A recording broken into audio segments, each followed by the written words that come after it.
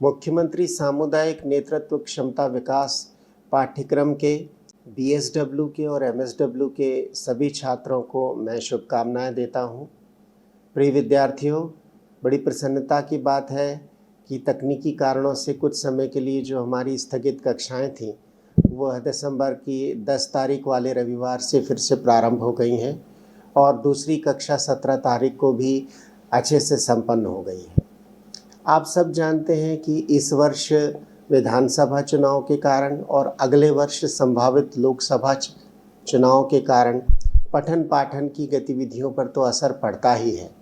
लेकिन किस प्रकार हम अपनी गतिविधियों को संयोजित करें कि हमारी गतिविधियां भी निरंतर चलती रहें और चुनाव का कार्यक्रम भी निर्विघ्न रूप से संपन्न हो जाए, इसकी योजना रचना हमको सोच समझकर करनी पड़ेगी। और इसके लिए इस वीडियो में मैं आपसे जुड़ी कुछ महत्वपूर्ण बातों को साझा कर रहा हूँ।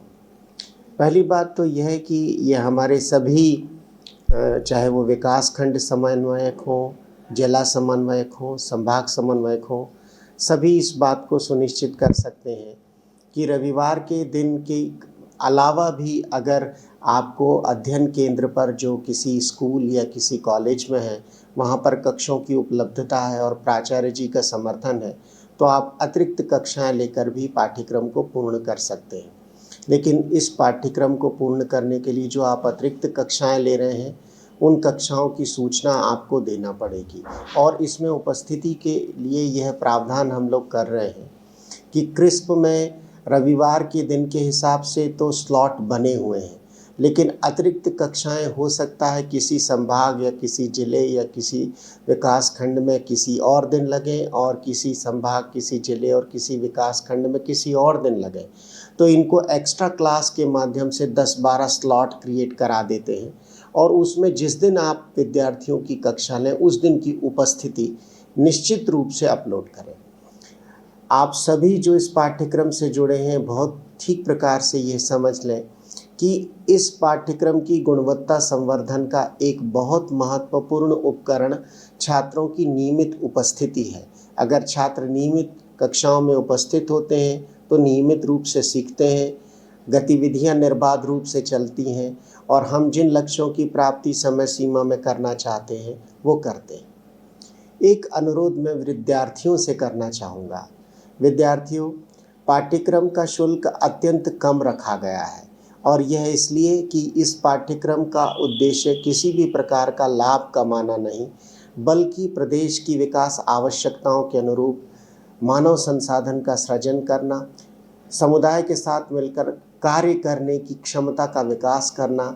और समुदाय के साथ ऐसे नेतृत्व करने वाले लोगों को तैयार करना जो विकास योजनाओं को, विकास की अवधारणाओं को, विकास की गतिविधियों को एक निरंतरता प्रदान कर सके।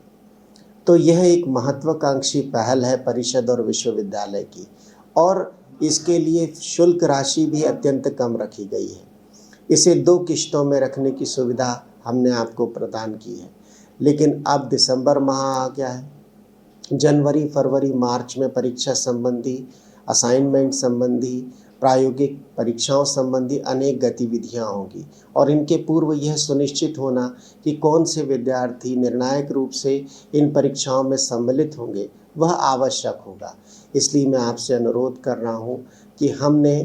15 जनवरी तक जो विद्यार्थी अध्ययनरत हैं उन्हें फीस जमा करने के लिए एक समय सीमा दी है। आप सबसे मेरा अनुरोध रहेगा कि इस समय सीमा में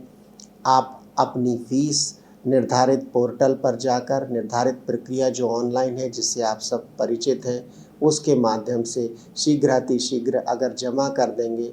तो विद्यार्थियों का यह निर्णय करने में कि कितने विद्यार्थी किस विषय में, किस केंद्र पर और किस रूप में सम्मिलित हो रहे हैं, विश्वविद्यालय को भी सुविधा होगी और परिषद को सुविधा होगी। इसलिए परीक्षा आवेदन पत्र के लाइन लिंक ओपन कर दी गई हैं। आप पोर्टल पर जाकर अपने समस्त आवश्यक डिटेल्स उसमें अपलोड कर दीजिए। आप जैसे ही अपना नंबर जो यूनिक आईडी डालते हैं उसके साथ ही वह सारे डिटेल्स अपने आप एक्टिवेट हो जाते हैं और एक्टिवेट होने के पश्चात जब आप राशि जमा कर देते हैं तो आपको वह फॉर्म फिलअप करने के विभिन्न प्रविष्टियों के भी रास्ते खुल जाते हैं और फिर आप अंतिम रूप से उसे सबमिट कर देते हैं। विद्यार्थियों, ये एक महत्वपूर्ण पाठ्यक्रम है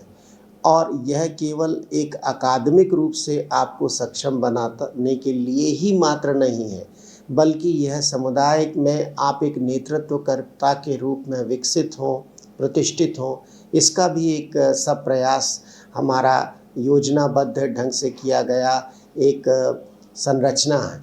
इसलिए इस पाठ्यक्रम की गतिविधियों में, इस पाठ्यक्रम के लिए जो समय समय पर आपको टास्क दिए जाते हैं उसे समय सीमा में पूर्ण करेंगे तो यह विश्वविद्यालय के लिए भी बहुत अच्छा होगा और आपके लिए भी बहुत अच्छा होगा।